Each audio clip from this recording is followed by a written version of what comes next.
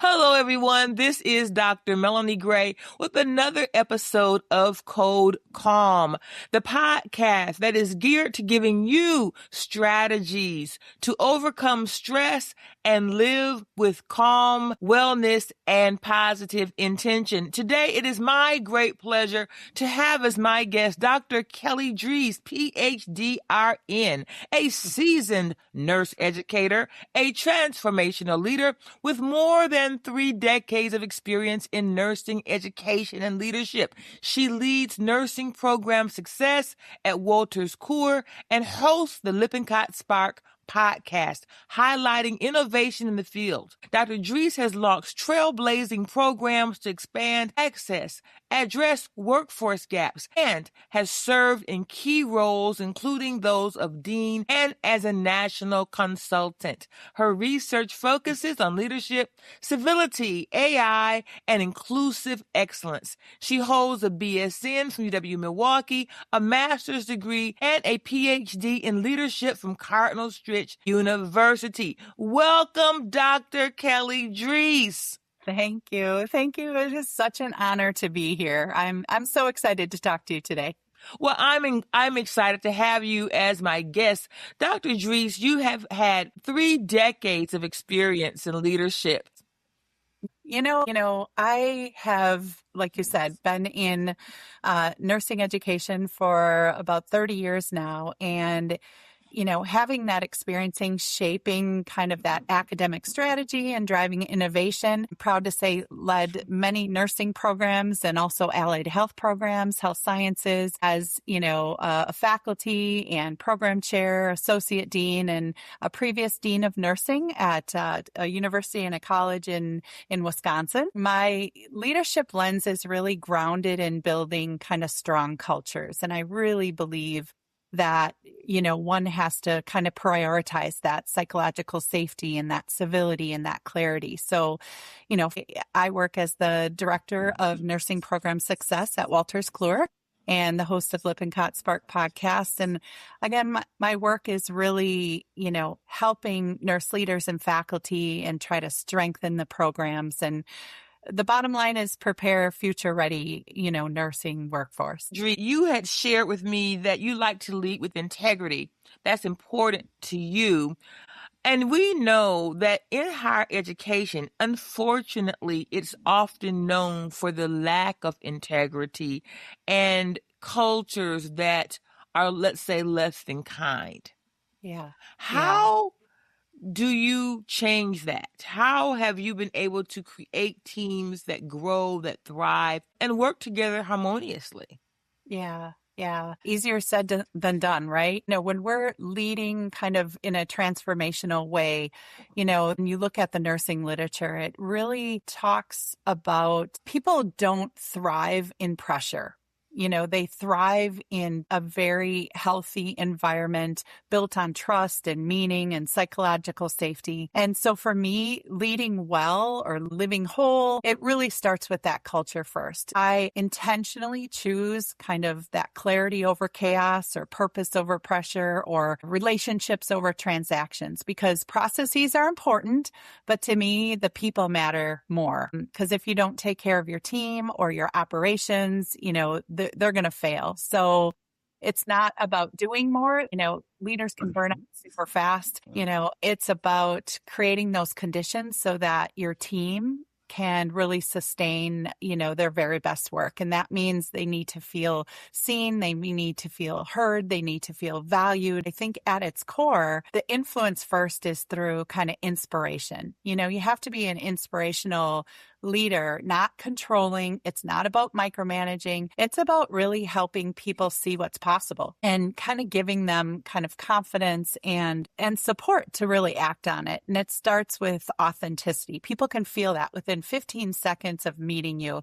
They know if you're authentic. They can feel it from you. It's like that aura that you give out, right? Mm-hmm. So when you're leading from kind of your true values, and people are feeling that, it gives them a sense of safety and trust. And then there's courage. You have to have that lead with courageous leadership. And that's tough sometimes. It can be super hard. And I think that speaking the truth when it's uncomfortable, stepping into uncertainty sometimes, I remember advocating for some learners, some students that when I worked at one of the technical colleges, and it was a easier choice would have been to stay quiet and just make a decision, but to be able to get people at the table, key stakeholders, and then ask yourself, as I'm making a decision as this leader, how will it affect the key stakeholders, in this case, students, their ability to practice safely? How will my decision impact faculty? It's not easy. It's a tough call, but integrity as a leader, I think, is the anchor, kind of the alignment between what we say and what we do. Think about it that way. So when I moved from the frontline roles to an academic leadership, I really made myself kind of this promise that my decisions would reflect my values that I teach. I will be a fierce advocate for my faculty, lead with honesty, transparency, equity, respect. And, that alignment, I think, builds trust over time. And that's how you build that trusting culture. And I think, Dr. Gray, that doing the right thing isn't easy. It is really hard sometimes, but sometimes it means standing alone. Sometimes it means challenging kind of that status quo or making choices that are not going to be popular. But integrity really brings that different kind of reward. For me, it brought me peace, the kind that lets you put your head on the pillow at night and, you led with purpose and, courage and compassion. And that's what transformational looks like. Transformational leadership looks like to me. Well, academians, educators, they're all, sometimes, you have many big brains in the room and everyone has an opinion and wants to be the same on the stage in the room.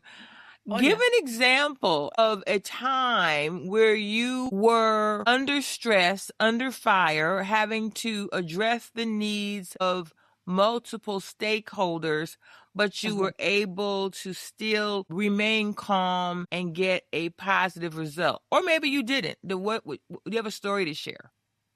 I'm very intentional about reducing stress of myself and my teams. It's, again, not easy, but it's acknowledging the reality, first. You can't be Pollyanna like, oh, this is great and we'll get through this and you rah rah. Yeah, you want to stay positive and have that optimistic viewpoint. But at the end of the day, you need to, be real with your team and acknowledging that reality, that high demand environments don't become calm by ignoring the pressure. You can't ignore the pressure and brush it under the carpet. Your team will become calm through clarity and trust and predictability. That's a key piece. The example I have is when we had to navigate through COVID, right? In 2020. Here it is, March of 2020. I've got 3,000 students, allied health nursing students, trying to get through classes and clinical, and talk about pressure. One day you're teaching as, going along on your business. And then all of a sudden by that next Monday morning, you have to flip all your classes to online, and faculty and a lot of them didn't know how to teach online. And then all the students in clinicals can no longer go to clinicals. We can't go to the hospitals anymore or some of the different units and departments because of COVID. And rightfully so, right? We were all navigating that. But that's the pressure. That's the stress. I really tried to focus on creating that structure where there's that uncertainty. We didn't know what was going to happen. So here's the clear priorities, the non-negotiables. We need to get these students through clinical. We need to make sure that we're giving them exceptional instruction and that we are supporting them along the way, trying to make clear decisions and communicate. And even if you don't have an answer, just say something like, what, I'm not sure yet, but I will get back to you. And then always circle around and let your teams know what you know. That way your teams aren't carrying that unnecessary cognitive load. That's what it's called. You don't want that in their brain about, what's happening and all harried and whatnot. I think when people know what matters most and what doesn't, they can breathe again. Providing that vision, I think, is definitely key. So I try to bring the calm as much as I can. Because if you show up frantic as a leader, if you show up, coming unglued, as they say, teams are going to feel unsafe. So regulate yourself first, slow down the pace, slow down the conversations, pause before reacting, and kind of naming what's in my control and out of my control. What's your sphere of influence? What can I do here? And that might be, in my case, really creative on where we send students to clinicals so they can meet the outcomes of the course. What are you seeing in the field as you are consulting with other educators? What are you seeing? What are you seeing of their needs to reduce stress, and how are you helping them with a code for calm? I think going back to bringing that calmness, psychological safety in a team and when you're working with your team is non-negotiable. You can do this by kind of making sure that they know they can ask for help if they're struggling. Debrief without blame, kind of that, we call it that postmortem assessment, like, okay, the good, the bad, the ugly, what happened.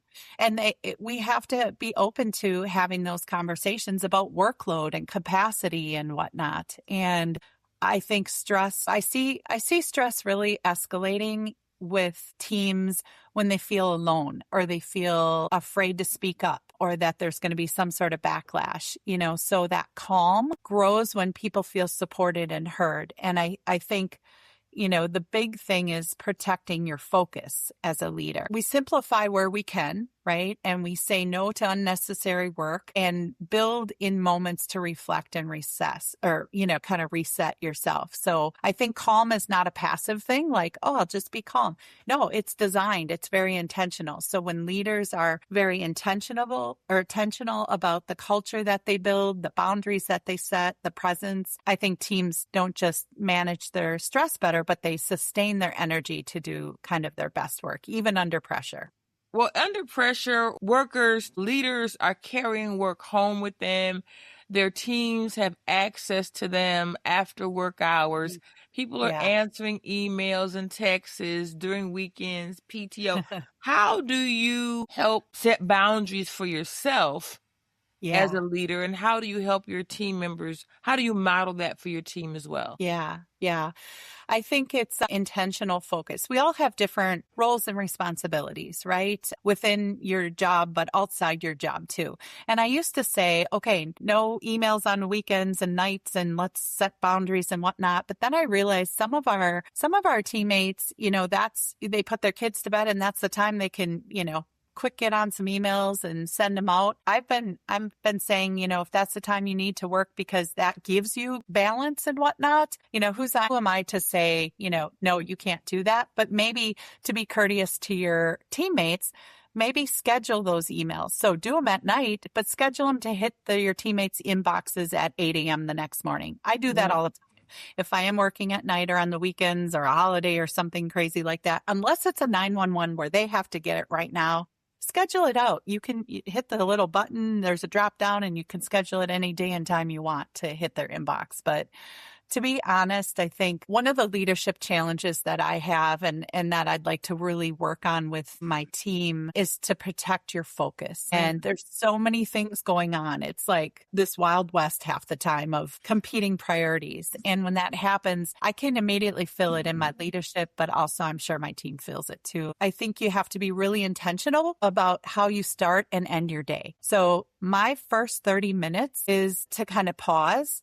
and to think strategically and connect with my team in very small, kind of meaningful ways, kind of acknowledge their work. Maybe I ping them on Teams and say, hey, how you doing?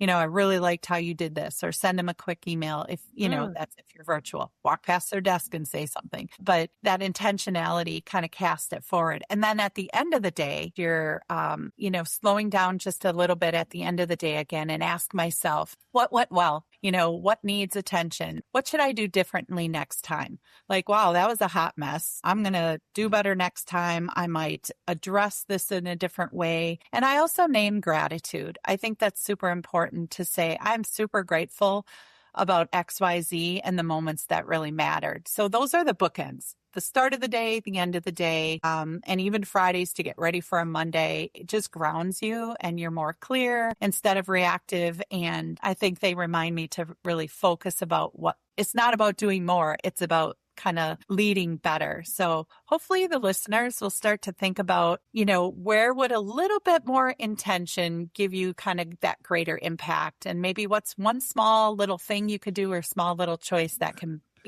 maybe protect what matters most.